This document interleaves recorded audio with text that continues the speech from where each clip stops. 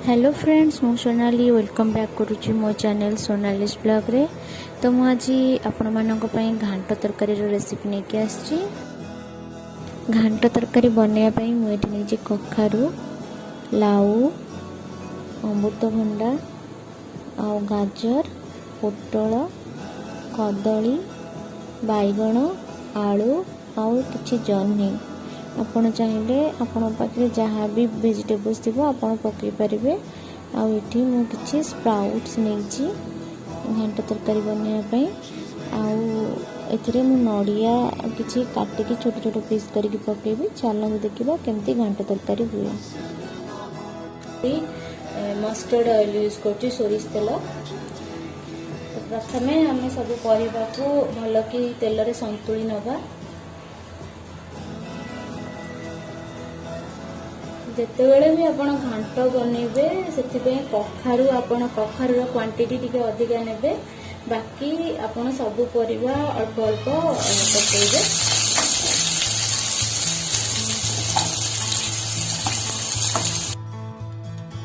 तो एबे आम एथिरे हळदी आ स्वाद अनुसार लूण पकेदबा। एथिरे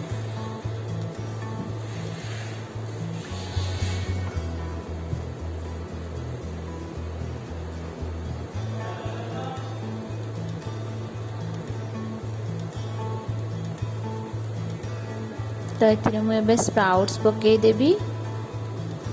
तापर आम ए टमाटो पकेबा। जेहेतु आम पाखे ओऊ नहीं, एटी ओऊ मिलेनी, तो नॉर्मली ओऊ पड़े घांटरे।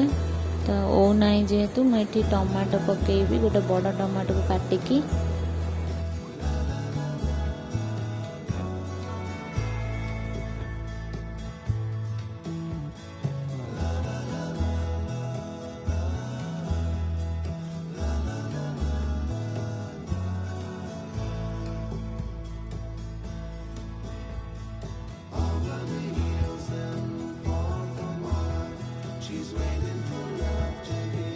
तो मुझे नड़िया किसी काटिकी रखी सेटा भी पकईदेवी घांटे।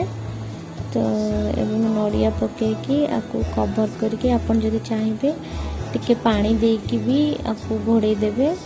जेहेतु मु लाउ आ जन्नी पकई तो से भी पानी बाहर।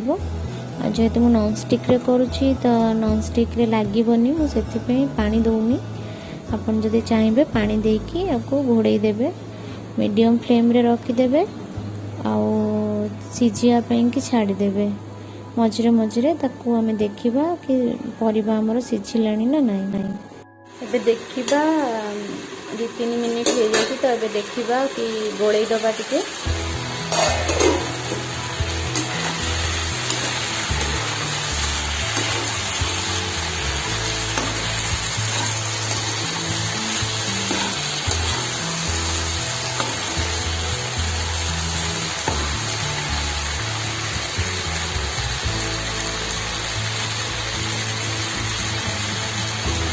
परिवा सिझी आसलानी।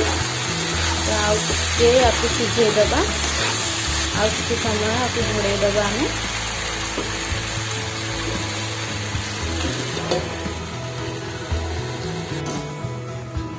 तो ये देखा कि आमर जो परिवा घांट पाई कि आम संतुलुचंती भल से सिझिलानी कि नहीं।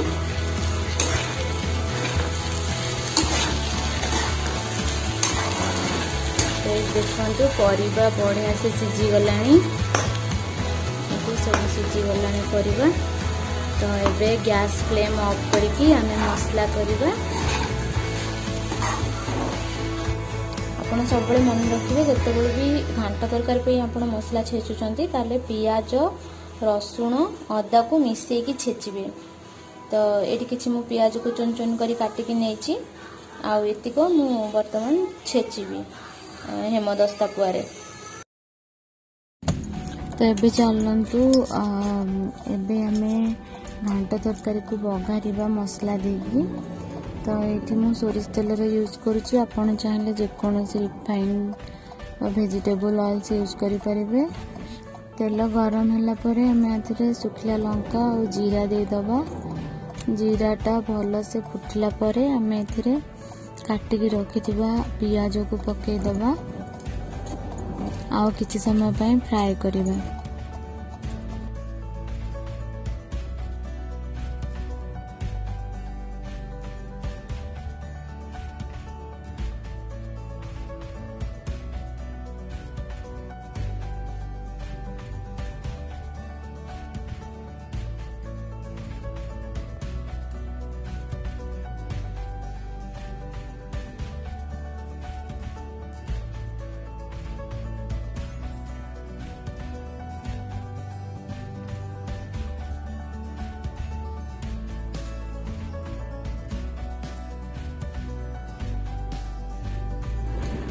सो ये आमर पियाजर कलर देखंतु टिके गोल्डन कलर हो आसिलानी।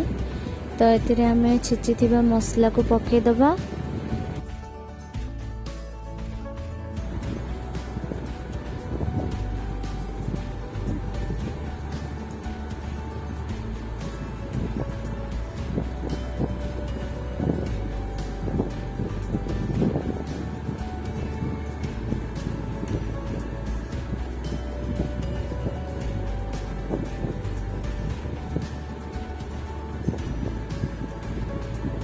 तो ये मुझे हलदी लुण आपण चाहिए लंका गुंड भी पकई पारे। आउ किसी मसला इतरे पकड़ा दरकार नहीं। जदि आपण पाखे तेजपत्र थी तो आपड़ ए पकई पारे। सो ये पकईकी आम मसला को घांटा। बेसी समय मसला को आम कषानी। आते आदि बास्ना आसो आप जापर से बेले आम सीझे परिवा को पकईदबा।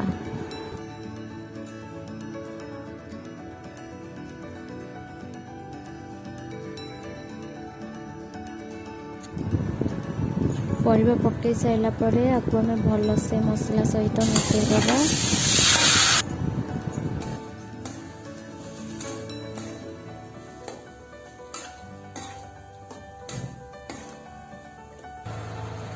तो मैं जीरा लंका गुंड पकई दूची। एबे आम तरकारी बंद करदबा। गैस फ्लेम को बंद करदबा और टिके गोलई दबा।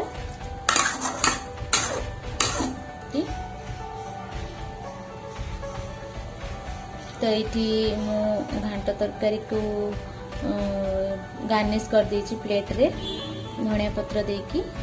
तो देखो केते सुंदर देखा ये खाइबारे भी बहुत टेस्टी होता है।